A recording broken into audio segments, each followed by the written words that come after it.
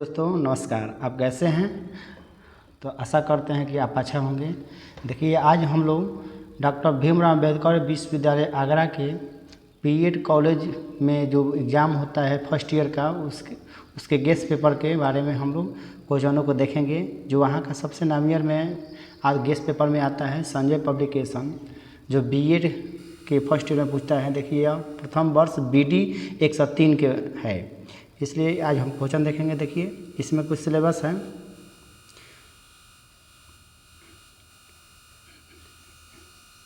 अधिगम एवं शिक्षण, तो इसमें इकाई 1, 2, 3, 4, 5 गो इकाई हैं। देखिए, पहला है मनोविज्ञान एवं शिक्षण अधिगम। तो इसमें का क्वेश्चन को देखेंगे। देखिए, आप लोग ये देखिएगा, ये मत सोचिएगा कि हाँ इसमें आंसर दिया है। यह रिवीजन क्लास है, इसलिए हम इसको रिवीजन करेंगे। तो इकाई 1 में है मनोविज्ञान तथा शिक्षण अधिगम। तो इसमें का क्वेश्चन नंबर 1 है, मनोविज्ञान का संबंध निम्न में से किससे है? तो इसका राइट आंसर होगा ऑप्शन नंबर 100, यानी मानसिक जीवन विज्ञान। उसका 2 नंबर में क्वेश्चन है, मनोविज्ञान निम्न में से किससे संबंधित है? इसका राइट आंसर होगा उपयुक्त सभी, यानी मानसिक कार्य, मानसिक स्थिति, मानसिक प्रकार उपयुक्त सभी होता है, यह सभी है। इसका आंसर सही है। इसलिए 3 नंबर क्वेश्चन है, एक विज्ञान के रूप में मनोविज्ञान का संबंध है। तो इसका राइट आंसर है व्यवहार। उसके बाद 4 नंबर में क्वेश्चन है, शिक्षा मनोविज्ञान की आधारशिला निम्न में से किससे विधिवत रूप में रखी है? इसका राइट आंसर है स्टैनले हॉल में। उसके बाद क्वेश्चन नंबर 5 है, निम्न में से किसने कहा कि बालक का मस्तिष्क कुरीप स्लेट की भांति होती हैं? तो इसका राइट आंसर हो जाएगा जॉन लॉक ने कहा था। उसके बाद 6 नंबर में क्वेश्चन है, मनोविज्ञान के मुख्य प्रकार है। तो इसका मुख्य प्रकार कितना होता है? तो 2 होता है। तो ऑप्शन नंबर ए सही है। उसके बाद 7 नंबर में क्वेश्चन है, व्यवहारिक मनोविज्ञान किसका प्रकार है? तो किसका प्रकार है? मनोविज्ञान का। ऑप्शन नंबर 10 डी सही है। उसके बाद 8 नंबर में क्वेश्चन है, मनोविज्ञान के मुख्य 2 प्रकार हैं, कौन सा है? तो संवैधानिक मनोविज्ञान एवं व्यवहारिक मनोविज्ञान। उसके बाद 9 नंबर क्वेश्चन देखते हैं। 9 नंबर में है, शिक्षा मनोविज्ञान खाली जगह विज्ञान है। तो इसका राइट आंसर हो जाएगा अ एवं ब दोनों, यानी समर्थक विज्ञान एवं आदर्श सूचक विज्ञान। उसके बाद 10 नंबर में क्वेश्चन है, शिक्षा मनोविज्ञान का संबंध है। तो इसका राइट आंसर भी होगा अ एवं ब, यानी शिक्षण से अधिगम से, दोनों सही है। इसके बाद 11 नंबर क्वेश्चन है, मनोवृत्ति में संघटकों की संख्या होती हैं, तो कितनी होती हैं? 3 होती हैं। चलिए, इसके बाद 12 नंबर क्वेश्चन को देखते हैं। 12 नंबर में क्वेश्चन है, स्किनर का संबंध मनोविज्ञान के किस संप्रदाय से है? तो इसका किस संप्रदाय से है? व्यवहारवाद से है। उसके बाद 13 नंबर में क्वेश्चन है, कौन सा उपकरण सबसे अधिक सही जानकारी देता है? तो कौन सा? पर्यवेक्षण देता है। उसके बाद 14 नंबर में है, शिक्षा मनोविज्ञान की मुख्य उपयोगिता है। तो इसका राइट आंसर है कक्षा का बेहतर वातावरण। उसके बाद 15 नंबर में क्वेश्चन है, जाति प्रभावी शिक्षण हेतु आवश्यक घटक है। तो इसका राइट आंसर होगा 100, यानी शिक्षा मनोविज्ञान का अध्ययन। उसके बाद 16 नंबर क्वेश्चन है, शिक्षा मनोविज्ञान का केंद्र बिंदु होता है। इसका राइट आंसर होगा बालक। इसके बाद 17 नंबर में क्वेश्चन है, शिक्षा मनोविज्ञान किसकी शाखा है? तो किसकी शाखा है? मनोविज्ञान की। ऑप्शन नंबर बहुत सही है। उसके बाद 18 नंबर में क्वेश्चन है, शिक्षा मनोविज्ञान में अध्ययन किया जाता है तो सीखने सिखाने की प्रक्रिया से। ऑप्शन नंबर बहुत सही है। उसके बाद 19 नंबर में क्वेश्चन है, शिक्षा मनोविज्ञान की वह शाखा है जो सीखने सिखाने की प्रक्रिया का अध्ययन करती है। परिभाषा किसने दिया था? तो स्किनर ने दिया था। उसके बाद 19 के बाद 20 नंबर क्वेश्चन है, शिक्षा शिक्षा की तुलना में शिक्षा मनोविज्ञान का कार्य क्षेत्र है तो क्या है, अधिक विस्तृत है। उसके बाद 21 नंबर में है शिक्षा की तुलना में शिक्षा मनोविज्ञान का स्वरूप है तो क्या है, अधिक व्यवहारिक है। उसके बाद 22 नंबर में है सर्वांगीण विकास का आशय है। तो सर्वांगीण विकास का आशय क्या है, तो उपयुक्त सभी होगा, यानी मानसिक विकास भी होगा, शारीरिक विकास भी होगा, नैतिक विकास भी होगा। उसके बाद 23 नंबर में है सर्वांगीण विकास है तो इसका राइट आंसर होगा साध्य। इधर आंसर भी दिया है, आप लोग आंसर भी देख सकते हैं, यह रिवीजन क्लास है इसलिए यहाँ पर आंसर को ले लिया गया है। उसके बाद 24 नंबर में है आधुनिक शिक्षा का उद्देश्य है तो क्या है, बालक का समग्र विकास करना। उसके बाद 24 नंबर क्वेश्चन को देखते हैं, 24 हो गया। उसके बाद 25 नंबर में है 25 वर्तमान शिक्षा है तो क्या है, छात्र केंद्रित, क्या है, छात्र केंद्रित है।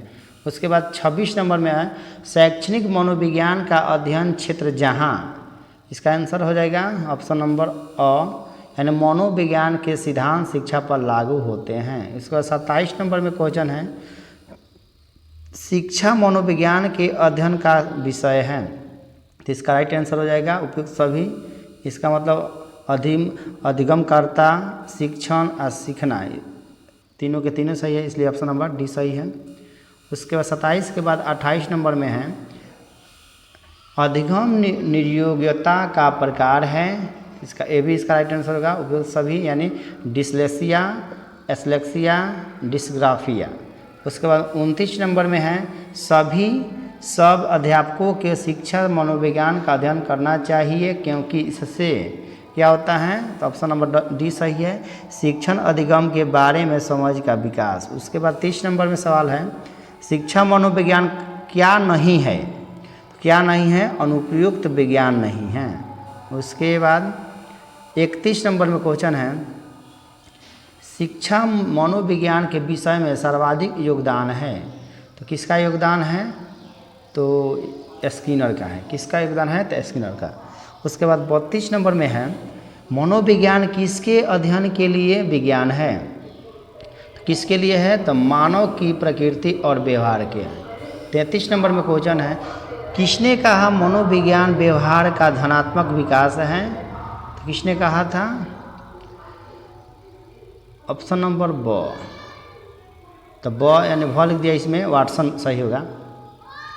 उसके बाद 34 नंबर में क्वेश्चन है शैक्षणिक मनोविज्ञान को संदर्भित किया जाता है तो ऑप्शन नंबर द सही है, यानी ब आ स, यानी ब भी सही है आ स भी, यानी प्रयुक्त मनोविज्ञान के रूप में, असमान मनोविज्ञान के रूप में। इसके बाद 35 नंबर में है शिक्षा मनोविज्ञान में सबसे अधिक उपयोगी शोध विधि है तो इसका राइट आंसर हो जाएगा 100 नंबर, यानी क्षेत्र अध्ययन विधि। उस 100 नहीं अ नंबर, प्रयोगशाला प्रयोग विधि। उसके बाद 36 नंबर में क्वेश्चन है प्रयोगात्मक विधि का आधार है तो इसका भी राइट आंसर होगा निरीक्षण। और उसके बाद 37 नंबर में है प्रयोगात्मक विधि में सम्मिलित होता है तो अ और ब दोनों, यानी अ भी होगा और ब भी होगा, यानी आत्मनिष्ठ निरीक्षण और वस्तुनिष्ठ परीक्षण भी होगा। उसके बाद 38 नंबर में क्वेश्चन है शिक्षा मनोविज्ञान में प्रयोग विधि का सबसे बड़ा गुण है, तो सबसे बड़ा गुण क्या है, तो विश्वनिष्ठता है। उसके बाद 39 नंबर में क्वेश्चन है व्यक्ति इतिहास विधि प्रयुक्त होता है तो इसका राइट आंसर हो जाएगा द नंबर, ये नियुक्त सभी होगा। उसके बाद 40 नंबर में है मंद बुद्धि बालकों को शिक्षित करने के लिए पहला विश्वविद्यालय किसने खोला, तो इसका राइट आंसर हो जाएगा ड्यूबी ने। किसने खोला था, ड्यूबी ने खोला था। ऑप्शन नंबर ब सही है, सेविन ने। उसके बाद 41 नंबर में है वुंट ने वैज्ञानिक प्रयोगशाला की सर्वप्रथम शुरुआत की थी तो 1879 ईस्वी में। उसके बाद 42 नंबर में क्वेश्चन है व्यक्ति इतिहास विधि को कहा जाता है तो क्या कहा जाता है? अ नंबर यानी नैदानिक विधि। व्यक्ति इतिहास विधि में कमी है, क्या कमी है?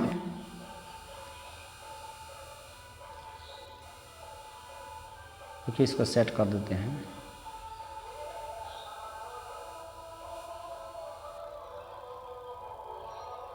दी है, इस उपयुक्त सभी होगा राइट आंसर। और 44 नंबर में है, वह कारक जिसका प्रभाव हम देखना चाहते हैं कहलाता है, क्या कहलाता है? स्वतंत्र चर। उसके 45 नंबर में है, प्रयोगात्मक विधि का गुण नहीं है। कौन सा गुण नहीं है? तो नियंत्रण एवं कठिनाई गुण नहीं है। उसके बाद 46 नंबर में क्वेश्चन है, शिक्षा मनोविज्ञान अंतर्दर्शन विधि में निरीक्षण किसके द्वारा किया जाता है? किसके द्वारा किया जाता है? तो स्वयं अपने द्वारा किया जाता है। उसके बाद 47 नंबर में परिप्रश्न अधिगम किसके विकास के लिए सहायक है? तो इसका राइट आंसर होगा द यानी सृजनशीलता। चलिए इसके बाद हम क्वेश्चन नंबर 48 को देखते हैं। शिक्षा में मनोविज्ञान के उपयोगी का मुख्य क्षेत्र है, तो कितना क्षेत्र है? 100 होगा, इसका मस्तिष्क का विकास होगा। उसके बाद 49 में है, शिक्षा में मनोविज्ञान का कार्य है, तो कौन सा है? तो और ब दोनों यानी छात्र समायोजन का अध्ययन भी होगा और अधिगम प्रक्रिया का सीखना भी होगा। उसके बाद 50 नंबर में क्वेश्चन है, प्रतिभाशाली बालक शारीरिक विकास, शैक्षणिक उपलब्धि, बुद्धि और व्यक्ति में श्रेष्ठ होता है, यह कथन किसने दिया? तो टर्मन ने। किसने दिया था? टर्मन ने दिया था। उसका 51 में है, टर्मन तथा मेरिल ने प्रतिभाशाली छात्रों के बुद्धिलब्धि IQ यानी मानी है, क्या मानी है? तो 140 या उससे अधिक। उसके बाद 52 नंबर में क्वेश्चन है, लेविन ने असाधारण बालकों की श्रेणी दी है, तो क्या दी है? उपयुक्त सभी दी है, यानी मानसिक असाधारण बालक, वाणी असाधारण बालक, शारीरिक असाधारण बालक। उसके बाद 53 नंबर में है क्वेश्चन, मानसिक दुर्बल छात्रों की बौद्धिक योग्यता की उच्चतम सीमा है, तो क्या है उच्चतम सीमा? तो 74 IQ है। उसके बाद 54 नंबर में है, मानसिक शील गुणों के आधार पर असाधारण बालकों को कितने वर्गों में बांटा गया है? तो कितना वर्गों में बांटा गया है? 2 वर्गों में बांटा गया है। उसके बाद 55 नंबर में है, विकलांग बालक है, तो कौन है? विकलांग कौन होगा? उपयुक्त सभी होगा, यानी गूंगे भी होंगे, बहरे भी, अंधे भी। उसके बाद 56 नंबर में क्वेश्चन है, समस्यात्मक बालक असाधारण बालकों के किस श्रेणी में आते हैं? तो किस श्रेणी में आते हैं? उपयुक्त सभी, यानी मानसिक असाधारण में भी, शारीरिक असाधारण, संवेगात्मक असाधारण, इसका मतलब उपयुक्त सभी होगा। ऑप्शन नंबर 10 सही है। उसके बाद 56 के बाद 57 नंबर क्वेश्चन है, असाधारण बालक में सम्मिलित हैं, तो कौन सम्मिलित हैं? यानी अ भी होगा और ब भी होगा, यानी प्रतिभाशाली बालक भी होंगे और निम्न बुद्धि बालक भी होंगे। उसके बाद 58 नंबर में है, विशिष्ट शिक्षा वह शिक्षा है जो शारीरिक, संवेगात्मक या सामाजिक विशेषताओं में औसत छात्रों की शिक्षा से अलग है, यह कथन किसने दिया था?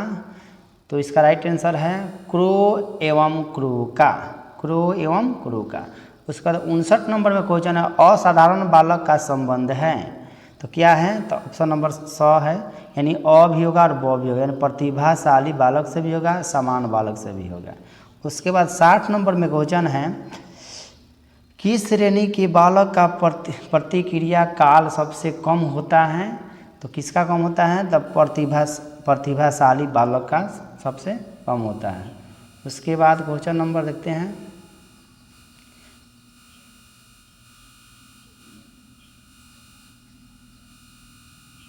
नंबर 61 नंबर में है, किस बालक की गणना विशिष्ट बालक की श्रेणी में की जाती है?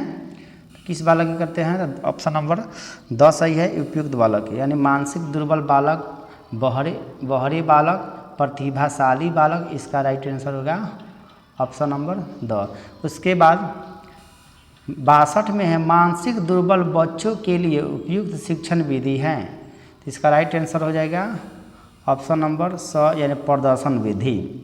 उसके बाद 63 नंबर में है लुईस ब्रेल का शिक्षा के किस क्षेत्र में योगदान रहा? तो किस है? बहरे बालक की शिक्षा। ब्रेल, लुई ब्रेल, इसका राइट आंसर अंधे बालक के लिए होता है, ऑप्शन ए सही है। यानी और इसका 64 नंबर में है ब्रेल पद्धति के आविष्कारक हैं, तो कौन सा है? Louis Braille. कौन सा है? Louis Braille. 64 के बाद 65 नंबर में क्वेश्चन है प्रतिभाशाली बच्चों के उपयुक्त शैक्षणिक कार्यक्रम है, तो कौन सा कार्यक्रम है? तो उपयुक्त सभी होगा। पाठ्यक्रम की समृद्धि, विशिष्ट कक्षा का संबंध, तीव्र कक्षोन्नति। उसके बाद 66 नंबर में क्वेश्चन है मंद बुद्धि बालकों की गणना मानसिक दुर्बल बच्चों में नहीं की जाती है, ठीक है, तो ये सत्य है।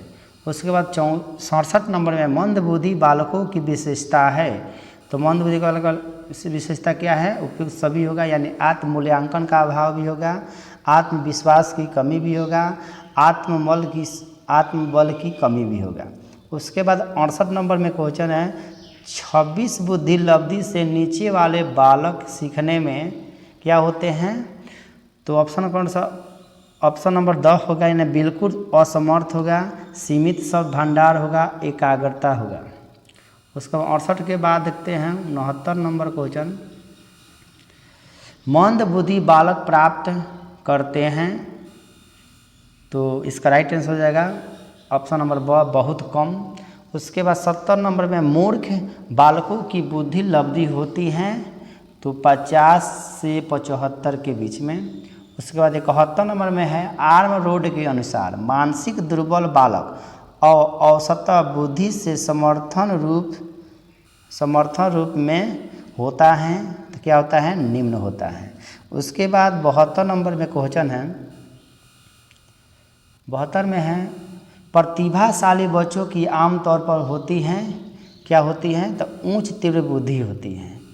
72 के बाद देखते हैं अगला क्वेश्चन, देखते हैं 73 नंबर। 73 नंबर क्वेश्चन देखते हैं। 73 में है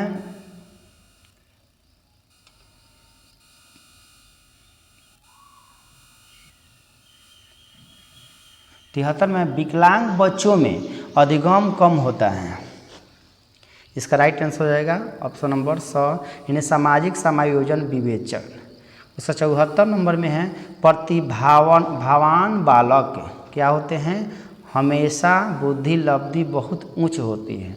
उसका 75 नंबर में ब्रेल्स पद्धति आविष्कार किस वर्ष हुआ था? तो 1885 ईस्वी में हुआ था। उसके बाद 76 नंबर क्वेश्चन है बहरेपन की गणना संवेदी क्षति के अंतर्गत को की जाती है, यानी सत्य है। उसका 77 नंबर है श्रवण असमर्था वाले बालक होते हैं, क्या होते हैं? चीन भाषा में प्रवीण होते हैं, राइट आंसर है। उसका 78 नंबर में श्रवण शक्ति में 70% से अधिक क्षति कहलाती है, शैक्षणिक बहरापन कहलाती है। उसके बाद 79 नंबर में है क्वेश्चन निम्नलिखित कथनों में से कौन सा कथन सही है? तो कौन सा कथन सही है? तो ऑप्शन नंबर ब सही है, यानी प्रतिभाशाली बालक सृजनात्मक भी हो सकते हैं। उसके बाद 80 नंबर में है आंशिक अंधे बालक के चौक बोर्ड का रंग होना चाहिए, कैसा होना चाहिए? तो भूरा होना चाहिए। उसके बाद 81 नंबर में है टर्मन के अनुसार प्रतिभाशाली बालकों में पाई जाती हैं, तो इसका राइट आंसर होगा उपयुक्त सभी, यानी मौलिकता भी होगा, आनंद वृत्ति भी होगा, सामान्यीकरण भी होगा। उसके बाद 82 नंबर में क्वेश्चन है अधिगम विकलांग बच्चे होते हैं, क्या होते हैं? तो निम्न उपलब्धि वाले होते हैं। उसके बाद 83 नंबर में है श्रवण बाधित के लिए सर्वोच्च निकाय हैं, तो क्या है? अली आयर जंग राष्ट्रीय श्रवण बाधित संस्थान। उसके बाद 84 नंबर में है अली सांवर जंग राष्ट्रीय संस्थान स्थित है, तो कहाँ पर है? मुंबई में है। उसके बाद 85 नंबर क्वेश्चन देखते हैं। 85 नंबर में देखते हैं, शिक्षा मनोविज्ञान में सर्वाधिक योगदान दिया, कौन दिए थे? 100 नंबर सही है, व्यवहारवाद।